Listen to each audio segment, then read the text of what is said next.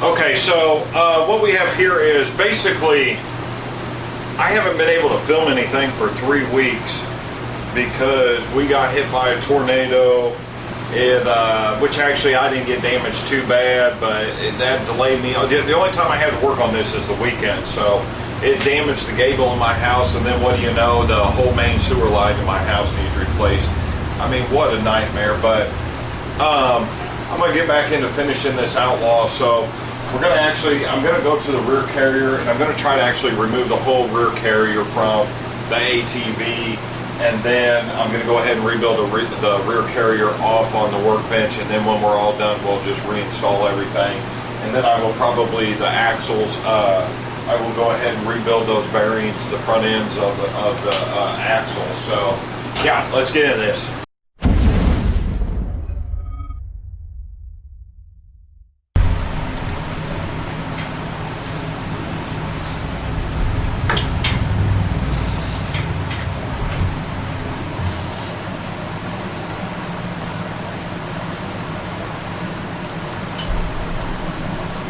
Okay, and what I'm actually going to do is we're going to remove the rear rotor, and then we'll go and get the caliper bolts. But I'm just going to try to make space here. You may not actually have to remove this, but actually, I'm just going to get as many parts as I can off of this as possible.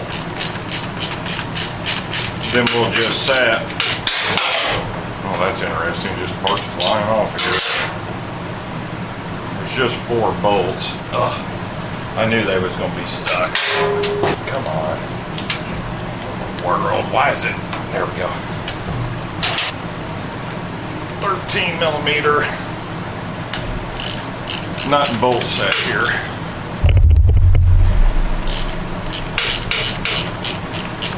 Because I really don't want to remove the rear shock here.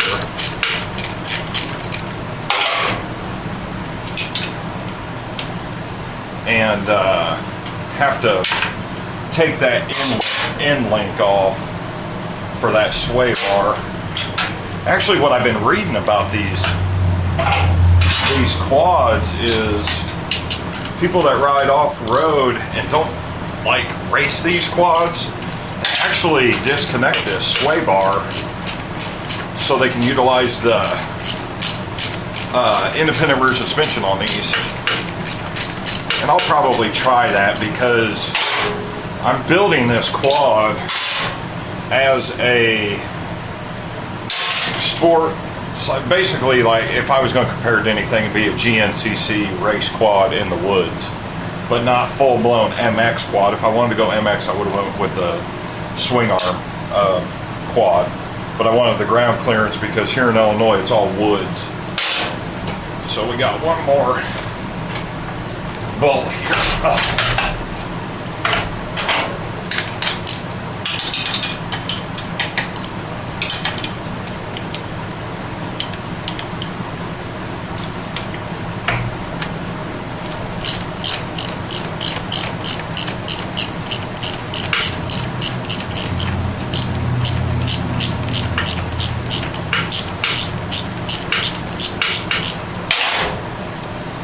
Pre-sprayed all these with WD-40.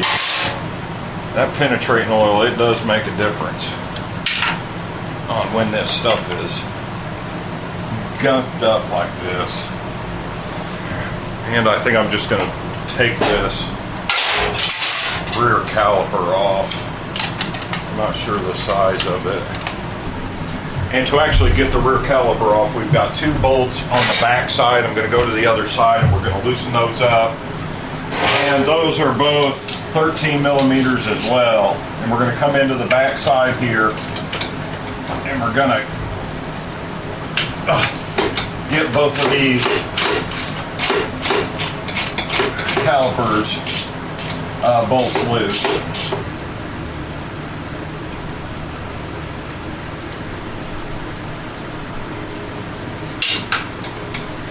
There we go. And there's apparently two washers on the end of here, so make sure not to lose those.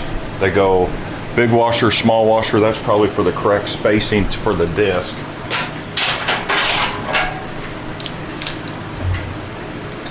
And we've got one on the top here.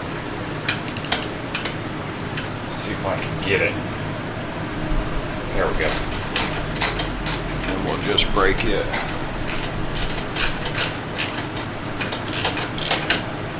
Break it loose.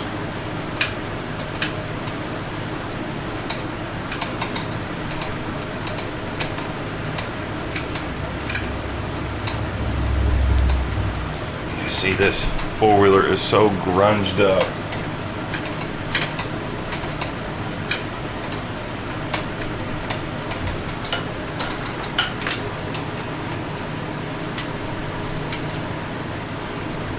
Same thing with this one. You've got your two spacers on the caliper mounting nuts.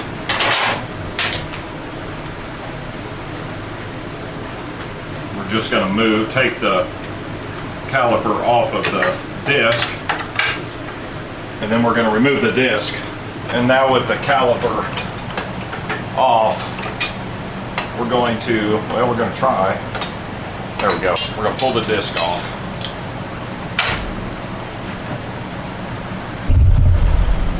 Okay, so now what we're going to do is we're actually going to remove this. This is your bracket to tighten your chain up. This bracket is bolted in by these two bolts onto the carrier, the front and rear bolts. The third bolt here actually connects to the frame and will allow this carrier to be moved forward and back by the location of, this is your adjuster bolt on the back end of here, is what it appears like. And there's also a set of mounting bolts underneath. This also goes to the frame, so this carrier will actually basically just move the top portion of it to adjust your chain. So we're going to go ahead and remove all three of these bolts and remove this mounting bracket, and then come down and remove this bottom section bolts here.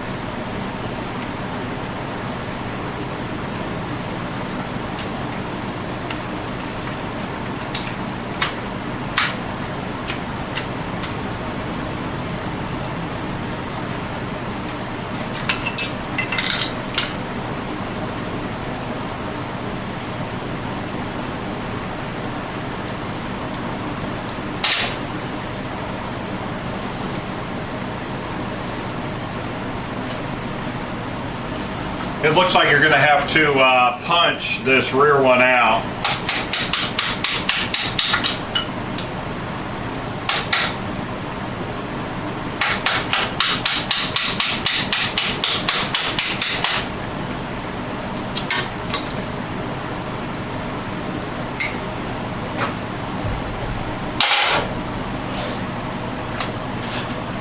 There's actually a notch cut in this that'll allow these bolts to come out.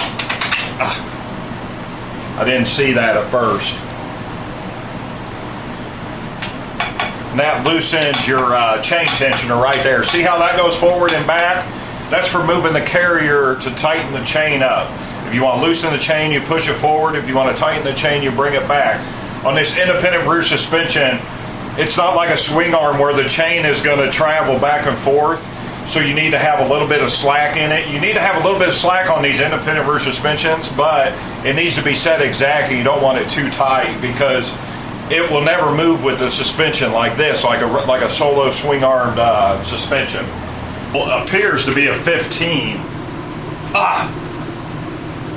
Oh my God.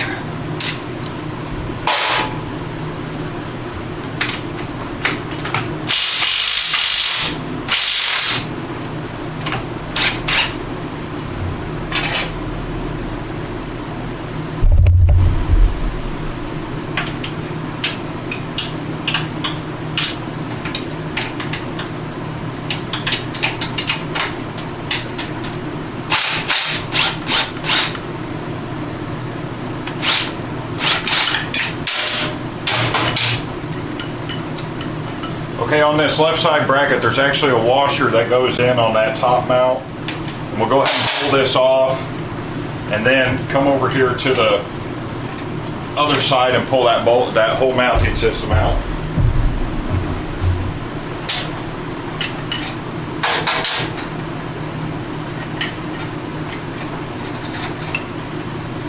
Voila, and we're going to take this, we're going to put this right back into the mount.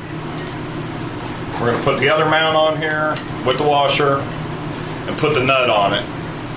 This way everything goes back together.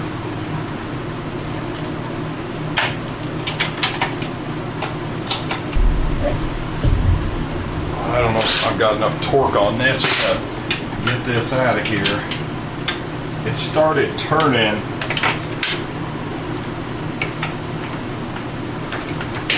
I don't know if this is going to work or not. I have to go get my impact. I'm assuming this has never been removed.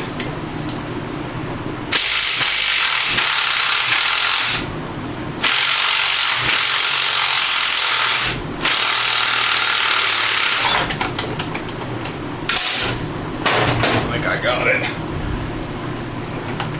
Oh yeah, it's, oh geez. It's got a self-locking nut on it. I don't know if we're going to be able to reuse that or not. Might have just destroyed it. But, welcome to YouTube, baby. This happens with real YouTubers, not people with film crews. Mechanics with film crews that don't make mistakes.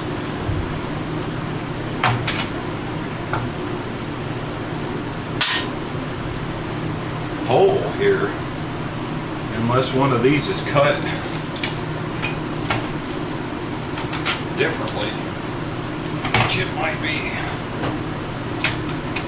Yeah, look at how stuck this bearing. This bearing, look at this. Look at this on this axle. These bearings are no good. It won't even move.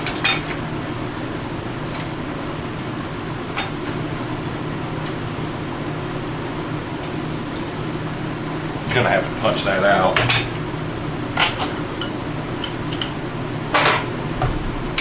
There ain't nothing like getting lied to over the phone on a vehicle.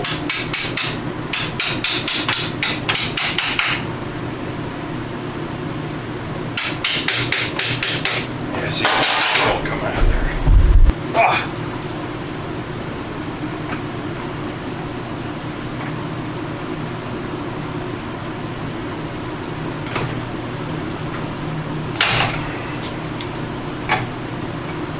I really hope I'm going to be able to get this carrier out of there.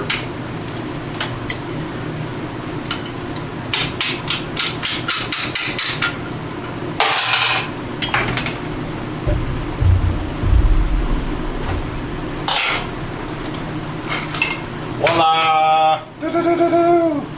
Whoopee! Threads up. Well, there's a reason they did that. Okay.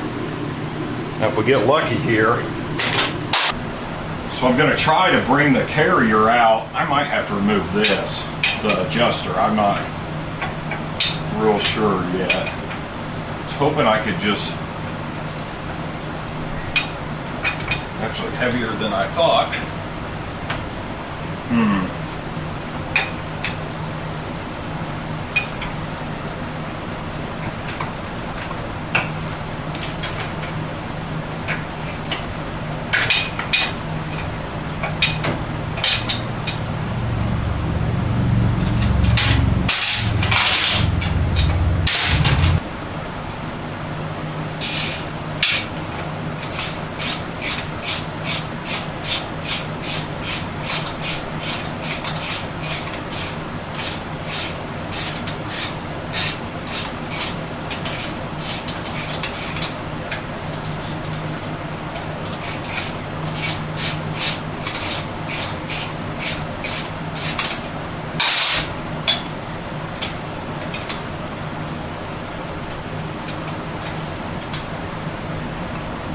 And we'll just put the carrier, the adjuster back together. Just two pieces here.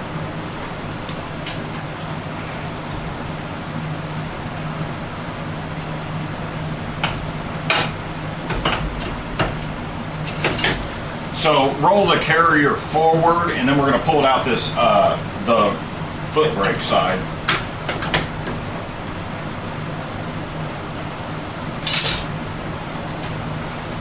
Maybe.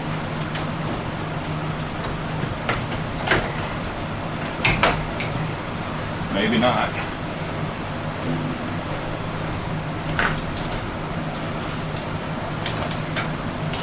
I'm going to have to remove one of the shocks.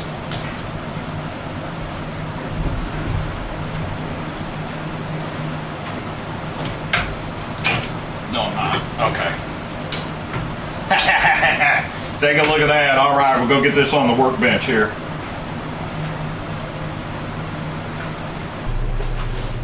Okay, now that I've officially broke a tremendous sweat. Turn these lights off. My God, right in my eyes. We've got the carrier and the whole carrier assembly done. The shafts are going to need rebuilt. The internal carrier of this ATV needs rebuilt. Now, a lot of people don't realize that these shafts of this independent suspension, the reason it's super important to have the chain adjusted properly is because of how these shafts work. The chain just goes to the sprocket on the carrier, and there's no up and down. But the way that the suspension, the independent suspension in the carrier works is the shafts actually move into the carrier about maybe an inch or so, and then they move out. So as the suspension's going up and down on the ATV, these tires are going in and out of this carrier. So it's very important that this carrier stay greased with the bearings in it, and because this one is just jacked up. The boot on the side got ripped, and it got moisture and everything, dried all the grease out. But the half shafts here have to be able to move properly in and out for the tires to go in and out, and the suspension to go up and down. So next video I'll go ahead and disassemble this. This ATV has so much work. I'm only able to do this on the weekend, so I hope with my housing situation I can just continue to come out here and shoot a video maybe a little bit at a time, disassembling, reassembling during the weekdays, and then the major stuff can be done on the weekends, because I do have a little free time during the weekdays, but not with my main sewer line getting replaced. So yeah, thanks for watching. Thanks for subscribing. New vacuum videos coming every once in a while. So if you're married or have carpet or flooring, check them vacuum videos out, playlist below, and I'll be back next week.